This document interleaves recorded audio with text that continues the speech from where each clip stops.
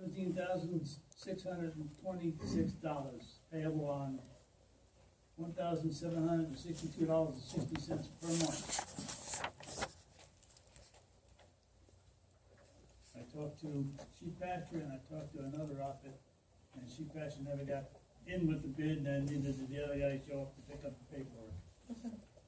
How's that compare with the original bid?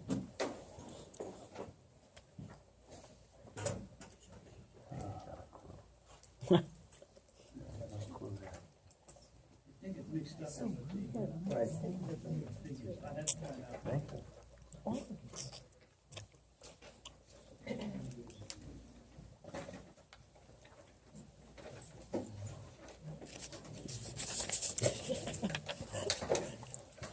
It's great.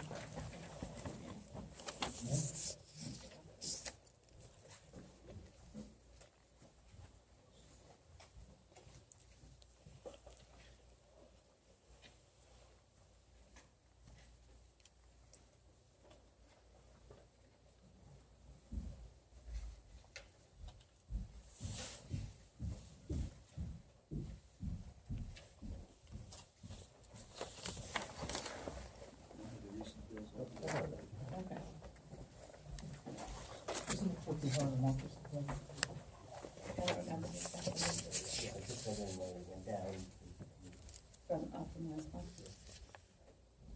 Okay. All right, we're gonna start the first public hearing for, amending chapter 64, dock and wharves.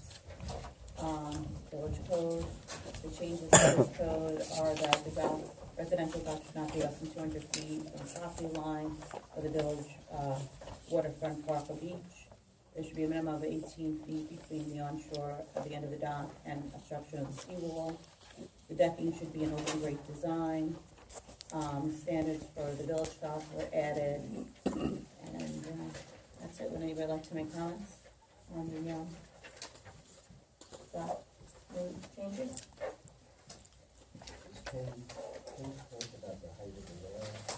Yeah, so just so you know, Councilman Burton, I think it was a misprint. What was supposed, Joe spoke to Roger, it was supposed to be 12 feet for them, but it's gonna be about 3 feet for residential, but it was typo, it said 3 feet, so we're gonna change that. Okay. And stand up, say your name, address, comment. Diane Judea, 61 Washington Street. I have several comments, since I guess we're only allowed to talk once.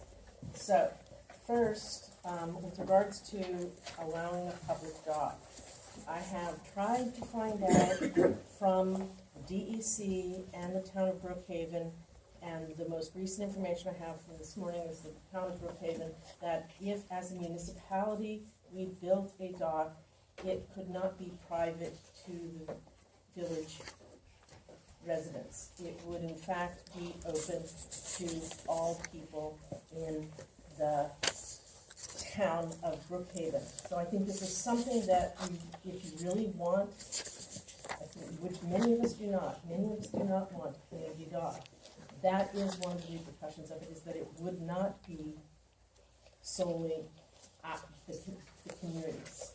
It would be open to anyone in the town of Brookhaven. The other thing is that I'm concerned about the, it's because there's no plans as of yet. There are no plans for this dock, no indication of the placement of it, no indication of how long it's actually going to have to be, and where the floating dock portions would be. It's very, very difficult to assess. It's difficult to assess what the financial burden on the community will be, and it's difficult to assess what the environmental impact will be. One of the things that is of particular concern is the floating dock portion, which the current, this dock law says has to be at least, was it like 6 inches above the bottom, which means that anyone who stands on the dock will tilt it, and it will hit the bottom, and it will damage the bottom, it will damage the organisms on the bottom. At low tide, any boat would not be able to get near it except for possibly a canoe or kayak. And then again, a person walking on it, if it is indeed in that shallow of water will have large environmental damage. The other aspects of the community that really haven't been addressed is that it will become a place where, you know, people are attracted at night and you want parties out there. I don't. Those of us who live near it do not find it a welcoming part of the community, and particularly because it is going to cause us to incur a large individual expense. Even when we do not wish to have it, we are all going to have to pay for it through increased taxes. Thank you. Question, you spoke to Brookhaven about? Yes, I did. Um, And that's what he said. And I spoke, first of all, I spoke to the DEC people, and the DEC people said they don't have any jurisdiction of that. It was the Brookhaven. So I placed several calls, finally talked to the fellow this morning, and he said this was his understanding. He said he would try and place more phone calls and try and find out, but he did not return a call all day long changing this. But just as our boat ramp, and our boat ramp we cannot restrict who uses the boat ramp. The boat ramp is open to anyone. We restrict who parks in our parking lot, but we cannot restrict who uses the boat ramp. We cannot restrict, we would not, in his interpretation, we would not be able to restrict who used the dock.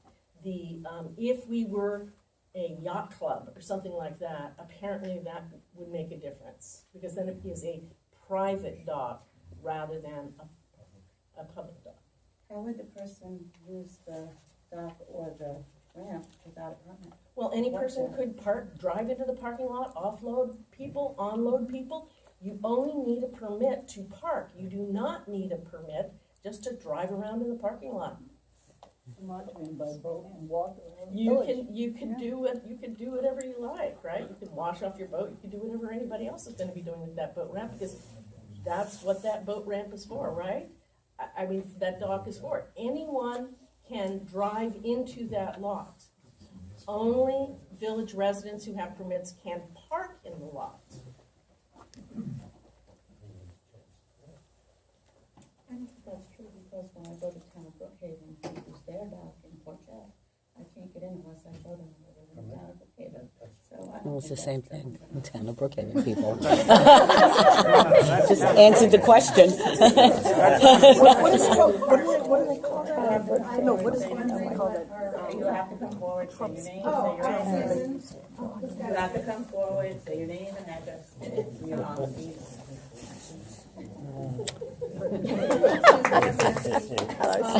So I was just wondering, you know, with what you just said, like, what do you as our village attorney have to say about that? I would I can't wait. assume that this question would have come up before, would have come up prior to spending $5,400, whatever it was, for the, you know, the study.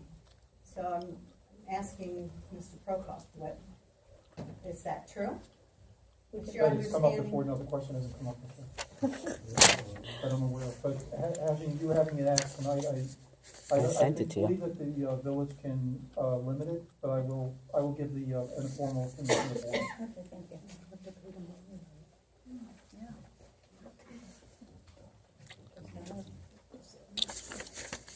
Cindy Davis, Birchwood Avenue. I'm just concerned, you're talking about a bond for this, and that's going to raise our taxes.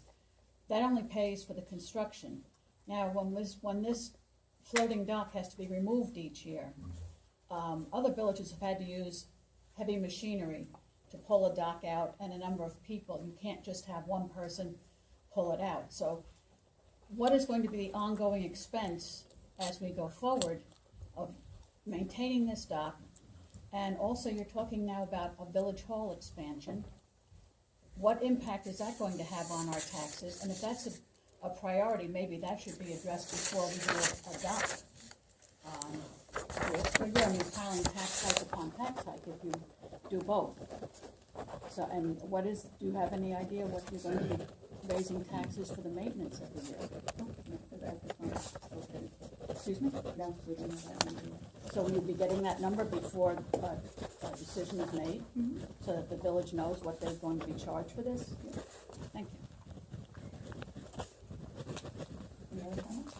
I have a question on that issue. Does the bond go out before the DEC and Brookhaven make comment on the application For the bond? for bond? I don't know what they have to do. Does it make sense? This Is says there that a- fencing has to be approved by the planning board,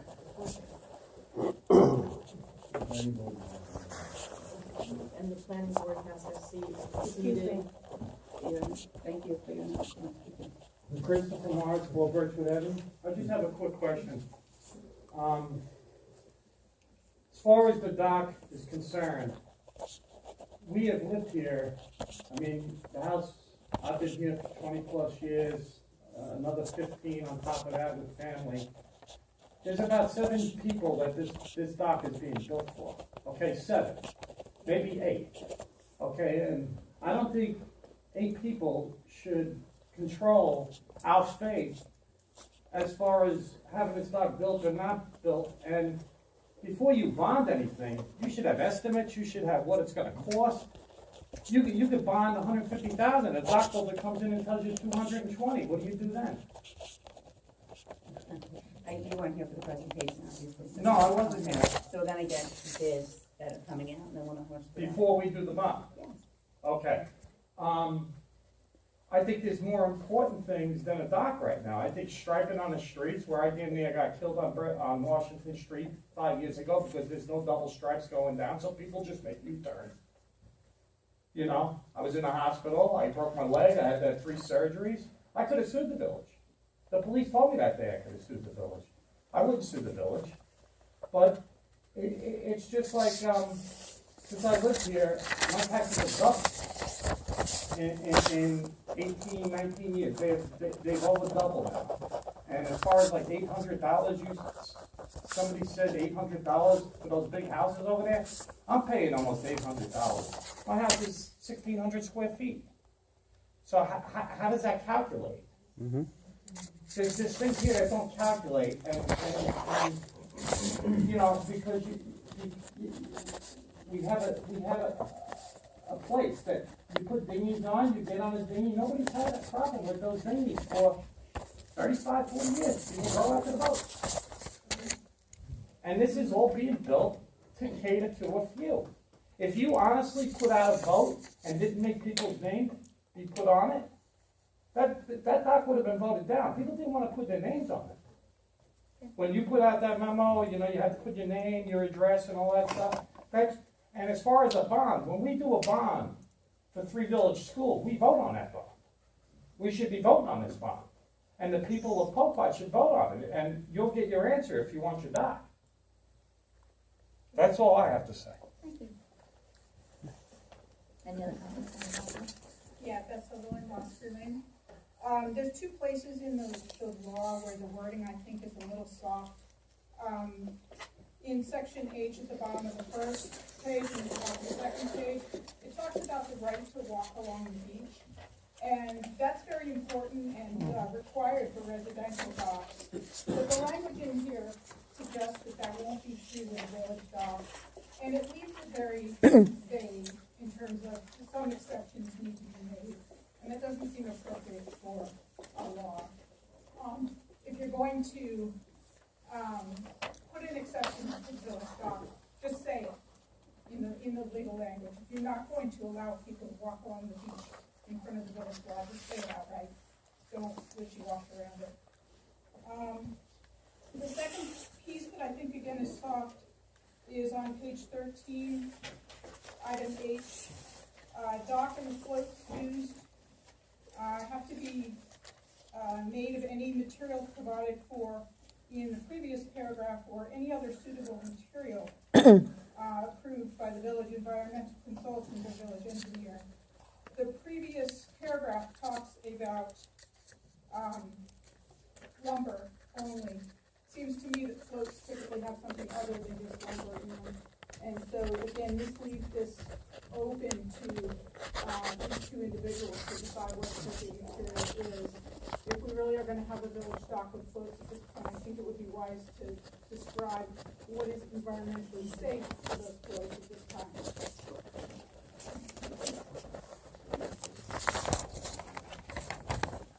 That's one thing.